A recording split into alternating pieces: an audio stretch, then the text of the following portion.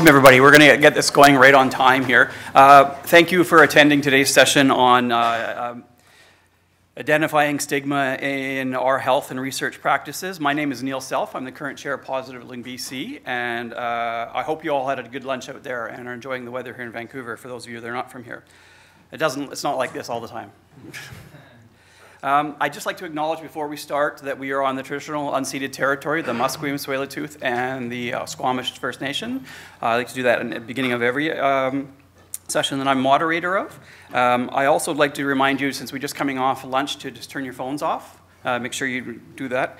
And the last thing I'd just like to say before I do the introductions is that we're going to do this in a format of about 20 minutes for each presentation, and then we'll have opportunity for brief questions. And so if you want more questions, if the presenters want more questions, you can shorten your presentation a little bit because it's going to be tight. So, okay, so we'll start off. Our first presentation today is Rusty Souleymanov. I don't know if I said it right or not, but he is a PhD candidate and a course instructor with the Factor Interwash Faculty of Social Work, the University of Toronto. Rusty first entered the HIV field 9 years ago by volunteering at the AIDS service organizations in Toronto. Rusty is currently involved in a community-based HIV/AIDS research and HIV education with gay and bisexual men, as well as people who use drugs. His publications address various issues, including HIV prevention with gay and bisexual men, online technologies, and global public health and HCV care, as well as harm reduction practices and policy. His doctoral study from www.PNPstudy.com focuses on health and well-being of substance-using gay, bisexual, as well as two-spirit and queer men in Toronto, with a particular focus on men who are part of the party and play culture. Rusty's work is supported by the Social Sciences and Humanities Research Council of Canada and the Lupina Foundation. Ladies and gentlemen, Rusty.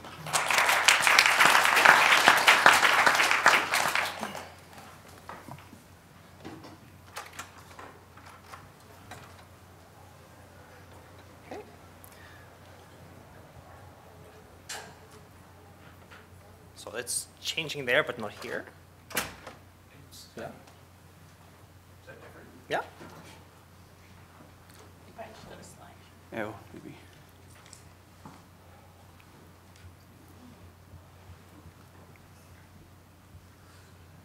There, that one. Sorry, everybody. Where did that go? Yeah. It was changing there, so. Oh, okay, that's weird.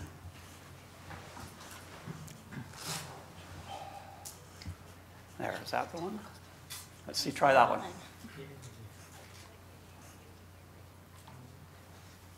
Just right here. No. Is it working? Slideshow? Nope. No, it's not. Now it's moving here, but not there. Well, maybe we'll have to go back to the other one. Which one was the last one? I think it was it this one or the last one? Yeah, it's the last one. There you go. Maybe you have to, okay. Right here? Oh, yeah, sorry. We'll have to, okay. You'll have to turn, maybe. Yeah.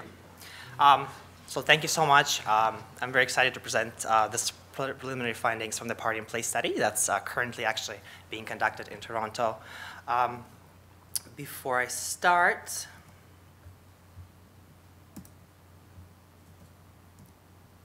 I would like to acknowledge the funding for this project.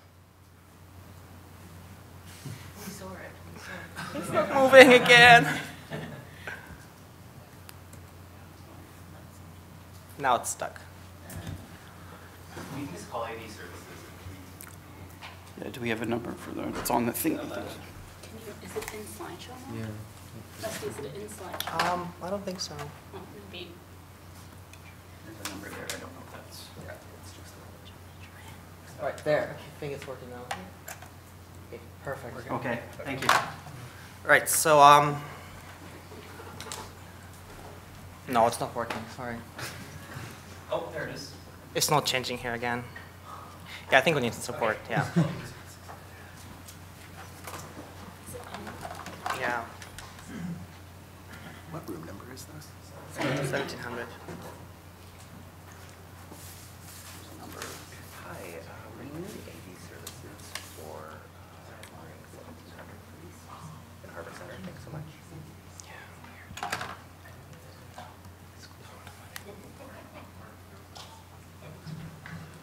Yeah, you see it's not changing. Well, no, mine, It's not changing. yes. That wouldn't show up, but it would show up on the Yeah, we're running a little late. We're having some problems with the AV. So. All right, so 10-minute presentation. No. Maybe no questions. You want to do it again?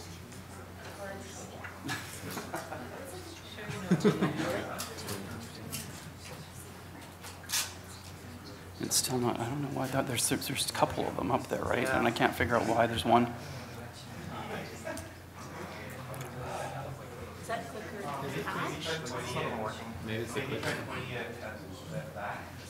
Yeah, pointed this, or pointed. Where are you pointing? Where are you pointing? It's not going for faster. Well, how about if we just physically go past? It's not working. It's no. not working at No, all. no, no, no, it's not working. Okay.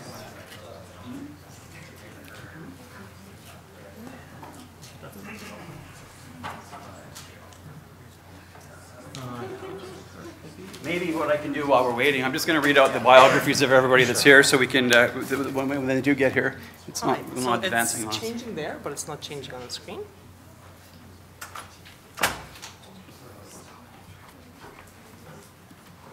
It's the same presentation. It's moving up, let's see. Don't go. Okay. Thank you. Yay! Wonderful. Thank you so much. Well, that's exciting. So thank you so much. The funding, my doctoral committee, I would like to thank them, especially my supervisor, David Brennan, at the University of Toronto. And as I leave you with this very interesting ad, I'm just going to give you some sort of background information of what is party and play, right? You probably maybe heard the other term, chemsex. So party and play is this colloquial term that basically refers to sex that occurs between men under the influence of substances. And that specifically refers to such substances as crystal methamphetamine, MDMA, GHB, ketamine, cocaine, and poppers, all of them to enhance sexual experiences. So before I even go further, I would like to just sort of contextualize a little bit, like what is party and play, how it has been conceptualized in the previous literature by other scholars, theoretically especially. So we can think of party and play. The first sort of understanding of it that comes primarily from psychological literature and public health is understanding of it as something problematic, as some kind of psychosocial issue, okay? So if we think, for instance, think about such theories like syndemics theory or minority stress theory, right? Some of those theories sort of would fall into that category that sort of understand substance use among gay men as some kind of issue that needs to be fixed. Another understanding of PNP, we can think of it as a subculture, okay? A specific subculture that actually emerged because drug enforcement efforts, criminal justice system, public health, psychology, addiction science has been marginalizing and stigmatizing this community so much that eventually we have this creation of PNP culture, subculture, right? And so people can actually go underground, use the internet to meet each other, and form connection without the fear of being further stigmatized, okay? Another understanding of it, well, we can also think of it as some kind of boundary play. So the deployment of this sociological concept of play really makes us sort of think about what is PNP, right? So boundary play is this concept borrowed from critical theory. And the idea here is that men are playing with their limits. They're playing with various boundaries. Maybe those are the limits between sanity and insanity. Maybe those are the limits between legality and illegality, safety and danger, chaos and order, life and death. So the boundary play is a dividing line between two opposing states of existence. And when applied to work with PNP-involved men, the concept of boundary reveals that this man must demonstrate this ability to safely navigate those dangerous boundaries or limits without falling over the edge. Maybe that's overdosing, maybe that's acquiring infections or something like that, right? And finally, another sort of conceptualization of PNP as a form of desire. So desire is this force that propels individuals to form connections, right? And according to this framework, the actions of gay and bisexual men are based on this force of desire that drives them to form connections, to be with each other. Scholars who apply this kind of theory suggest that gay and bisexual men who party and play overcome some of the restrictions and inhibitions that prevent them from achieving their desires. In other words, substance use does not cause gay and bisexual men to engage in activities that otherwise they would not. Rather, substances may serve as tools to achieve desired actions. For example, to overcome internal restrictions, to disinhibit feelings of guilt and shame, maybe to disinhibit knowledge about STIs, maybe to deal with physical limitations, like to deal with fatigue, right? So this is some of the ideas that sort of are emerging out there. There's a lot of research that has been conducted on this population, whether that's descriptive and comparative research that would just tell us about the prevalence of substance use, maybe compared to heterosexual population, or it could be some kind of quantitative survey research that looks at the association of party and play and HIV sexual risk, right? So in HIV prevention studies. In Toronto, we have a study that came out a few years ago about club scene. So like, what's the context of being in a club scene and using substances? There's research on party and play and the internet. There's also work that's coming from Australia that tells us about sort of contextualizing the party and play within the larger gay community. So a lot of work has been done, but most of this work has been primarily quantitative. Okay? So very limited qualitative work. In addition, PNP involved gay and bisexual men have been largely framed for study within psychological, behavioral, medical, and epidemiological discourses as this risky group of people. The underlying assumption within these discourses is that those who engage in PNP are flawed, risky, vectors of infections. In particular, studies on PNP may perpetuate discourses on addiction, medicalization, deviance, and stigmatization of sexuality. So some of the objectives of this particular analysis is to identify, well, how are those multiple forms of stigma are involved in the constructing of subjectivities and identities of this man, right? And then I also wanted to identify maybe some spaces of resistance, spaces of resilience for this population. There's a lot of work that's been done that's just been seeing this population from extremely deficit paradigm, right? So I'm trying to shift those ideas a little bit. So I'm currently recruiting participants for this study. I've done 16 interviews in the past 2 weeks, and I have 19 more interviews to go. They've actually all been booked, and recruitment is going really well. It's important for me to have a diverse sample that encompasses various dimensions: people who are living with HIV, people from ethno-racial communities, people who use different types of substances, right? So for that, I'm using purposive sampling. I've designed a website, www.pnpstudy.com, to help with recruitment. 8 service organizations in Toronto are helping with recruitment. This poster it's on Craigslist, on social media, and yeah, word of mouth, sexual apps. Word of mouth actually been the most effective recruitment, so just snowballing from person to person once someone comes to the interview, and then they tell their network of friends, and that's been very effective. That's the flyer that we're using for recruitment. To be eligible in this study, people have to identify as cis or trans, gay, bi, two-spirit, queer man, or just have sex with other men, report using substances in the last month, live in the Greater Toronto area, and be at least 18 years of age. I'm asking people various questions. Questions about their sexual behavior, questions about their drug use, specifically questions about their sexual experiences when under the influence of substances, and also their experiences with health and social care providers in Toronto. So interviews last about 1 hour in duration. I've done a little bit of thematic analysis that I'll present you the data today, and people are paid $50 once they complete this interview. Some people like to have a little bit of sort of sample characteristics before I present, just to give you an idea who are those people that I'll be presenting some of the narratives. So average age about 38, 35% of the sample identify as bi, 50% of this current 16 people sample are HIV positive men, and 40% are men of color. There's a lot of data that has emerged from this project. I won't be able to present everything today, so if you have any questions, I could answer during the Q&A time. But today, I'm presenting specifically 4 themes. Why people are PNPing, what are some of the most pleasurable sexual experiences when under the influence of drugs, some different multiple sources of stigma that affect this population, and also that space of resistance and resilience for these men. So as I'll be going through this quotes, the bottom line is a little bit of demographic about the participant. It just gives you some idea who that person is. And I want to warn you, this is not my words, so I feel very privileged to have this opportunity to read those narratives. Sex is just better on it. Orgasm's about 100 times better.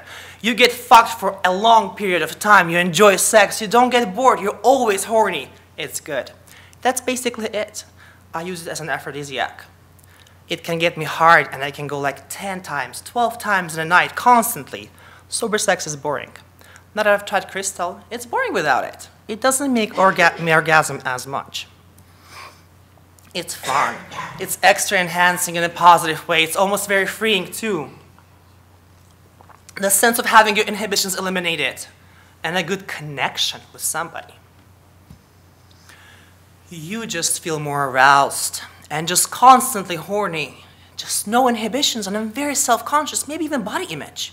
I mean, I'm a confident guy, but I might have been shy to take my clothes off for somebody, so it just gave me a new kind of confidence that way. Some of the other reasons why people use and have sex. Because people do PNP because you want to feel or you want to forget about inhibitions. I do it because I want to forget about all my inhibitions. As a religious person, sex was always a very difficult thing for me. And I started because I wanted to forget all about that. If I wanted to be fisted, if I wanted to lick someone's ass, if I wanted to suck 2 or 3 cocks, if I wanted to have 2 cocks in me, that will allow me to do it. And so people do it because of that. Because it opens your inhibitions more and more. It's more of a bonding experience. Inhibitions, obviously. The slamming was cool. It felt really good. I could see why people will do it. It's like the difference between watching a movie in black and white or in high def, if that makes any sense. The camaraderie. The knowing that you're doing something wrong with somebody else seems to make it okay.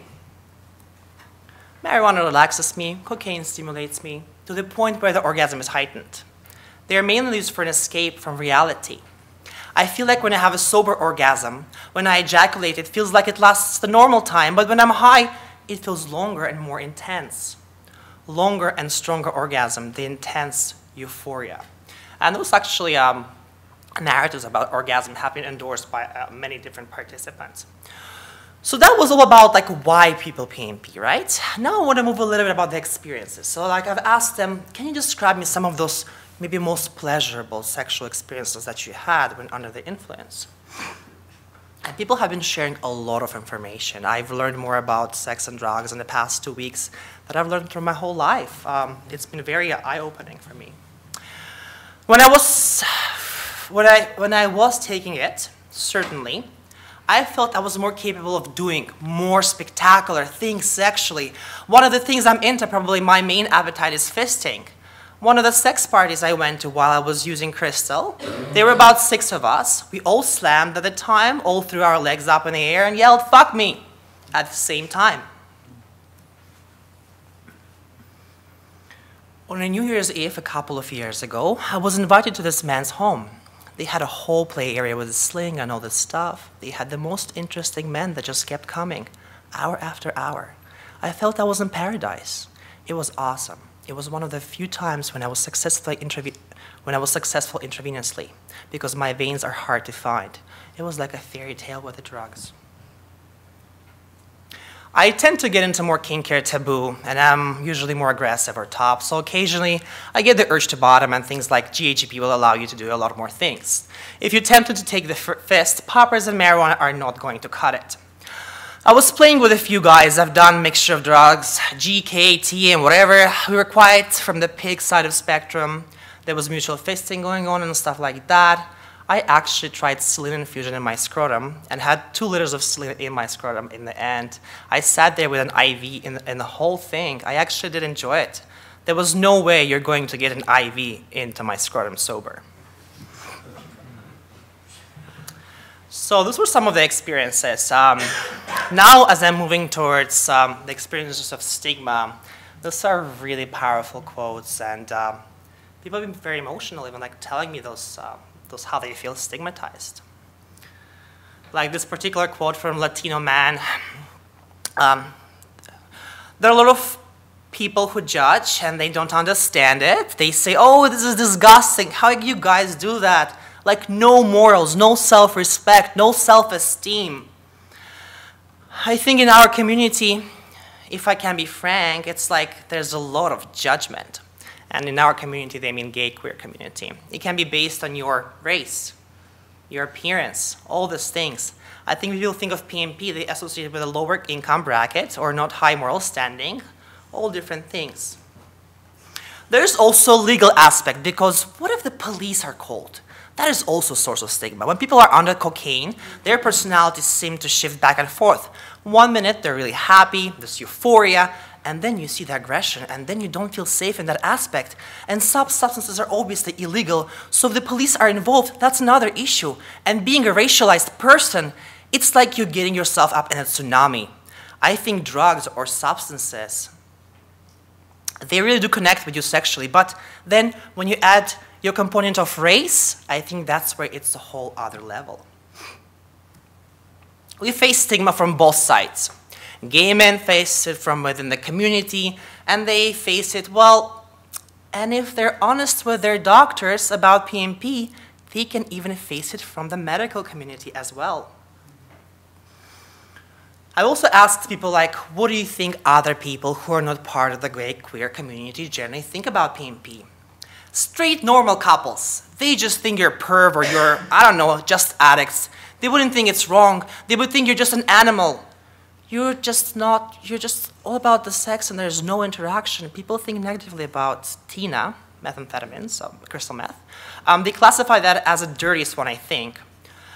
Cocaine is more accepted because doctors, lawyers, and it's used everywhere. Please, you're fucked up, you're a waste of shit, you have no life, you're unsuccessful, you're a disgrace to the community. It is double stigma if you're HIV positive and you party. A lot of my straight friends, they use drugs, so in many ways I think for them the stigma is just a gay thing. It's not the sex or drugs per se, I think it's the gay thing. So this participant is trying sort of to account that the stigma is coming because of the sexuality-related stigma. Or maybe it's coming from their family. She, the participant's sister, said that night, when you came over here that time, were you high? Were you doing drugs? I stayed at her house for a couple of nights, and I was very honest, but then things started to change, and the family dynamics and things. My brother would say, don't tell my kids about your business. Because it's drug, and people, when they hear about it, it's out of context, it sounds dirty and disgusting. Drug use is frowned upon by segments of society, and yet the people that do drugs are probably some of the most experienced people in living. So this is my departure point into that space of resistance now and resilience, right? So we sort of, previous research established that there's sort of been pathologizing this population. So when I started to review some of these narratives, I was like, wow, there's a lot going on. Those people are actually forming this, some kind of community, social bonds, community of care. They care about each other, about their health. For example, my group of people that I usually play with, I sort of know their patterns of what they need to take their medication. I understand when they had a little bit too much GHB. GHB, if you've got enough in your body, it over-controls yourself, and actually you can go into serious comas and you can pass out and stuff like that. So I control people. I will give them water. I'll go and take their medication. I'll say, you know, maybe you should take a little bit of a break. Let's go have a cigarette, things of that nature. At first I was like, what the fuck? I'm here to have a good time. I don't want to be your mother. But then I start understanding, you know what? If I have to play that role, that's fine. Because to me, I'd rather have my friends secure and safe. I meet up with them the next day and I know they're okay. My friends are my community. I take away people's keys. I have enough water on hand. I send email blasts letting them know that they have to take their medication. So this person is HIV positive. So they're talking about HIV medications. Regular medications stored in the fridges. They understand that. There have been days and nights when I ended up being a counselor to somebody. I think to myself, is this what I come here for? But you know what? Then I help somebody. And then I feel good afterwards. I give them good advice. It was nothing expected. It was honest. You should go lie down. You're really tired. You should sleep. Go down, eat something, and go sleep. Or have a Boost or Ensure. I would give it to somebody, a Gatorade or something. I make sure everybody has their own fit, needle. I make sure everybody has their own water. Yeah, I have to, because one of the things that does happen definitely with something like meth is you get so excited you forget where is what is whose, and that sort of thing. So I make sure that somebody is over in that corner with the rigs, somebody's over in the bedroom with the rigs, but everybody's in a separate place, so you know where your shit is. The idea being is that I don't want anybody having the possibility of getting HIV or transferring HIV or stuff like that. So I do take care of my partners in that sense. Everybody knows that, so I think that adds to the comfort level. So I'm done presenting those narratives, and just to quickly summarize, it's more than one rationale. It's a multiplicity of reasons why people engage in that. So our previous ideas about people want to do that because only to disinhibit themselves or, to just try something new is wrong. There's different rationales, whether that's to enhance sex, to with inhibitions, whether that's to connect with somebody or to have a bonding experience, maybe escape a reality, to forget, maybe to deal with shyness, maybe to relax, maybe to deal with boredom, best orgasm, longer lasting sex, maybe it's to feel happy. So it's important to ask people the rationales for engaging in PNP as opposed to just creating research, just to correlate of what's associated with PNP. Is it sexual risk? Is it this or that? It's important to ask people. It's important to think how we can incorporate these different rationales in HIV prevention. Those narratives identify that stigma comes from multiple sources: sexual stigma, attitudes towards non-heterosexual behavior, the fact that illegal drug use is criminalized, as well as this proximity to bloodborne infections. And then for some participants in this sample, like men of color, it's hard to even untangle and differentiate the race factor from sources of stigma, so it's become this very intersectional thing. And as I'm finishing this, my last slide is about this community of care. These findings show us that PNP-involved men actually are capitalizing on naturally occurring strength in their communities. They're building relations of care, resilience, and support, as well as social bonds. So previous explanations of PNP that continue to address this from a deficit paradigm are really short-sighted. And so if we don't have that critical reflexivity, people may be led to believe that PNP-involved men are diseased, always risky, sick, that they deserve to be demonized, ostracized, and institutionalized. Thank you so much.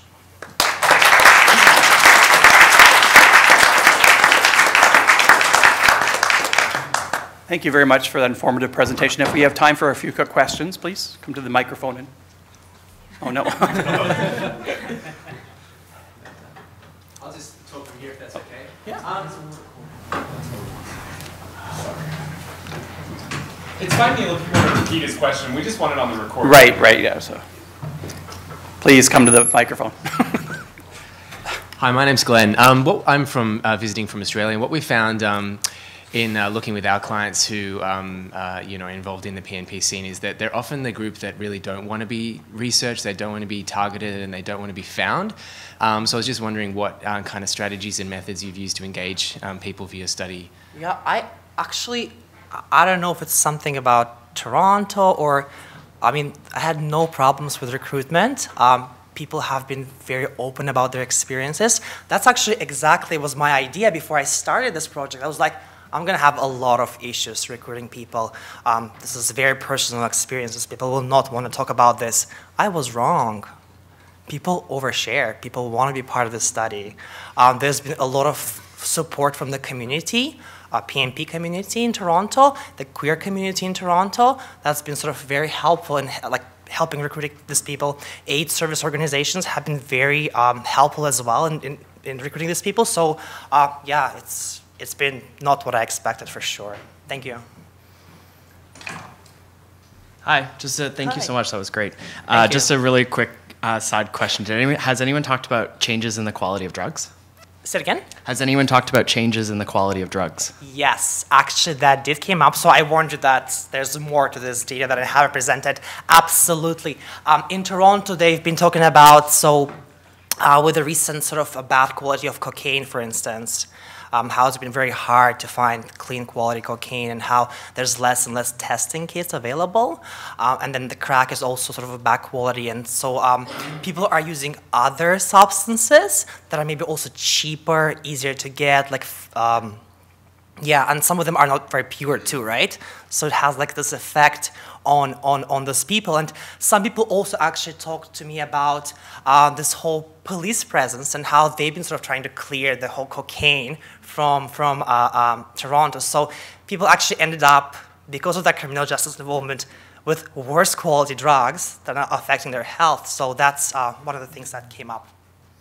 Thank you. Thank you. Thanks.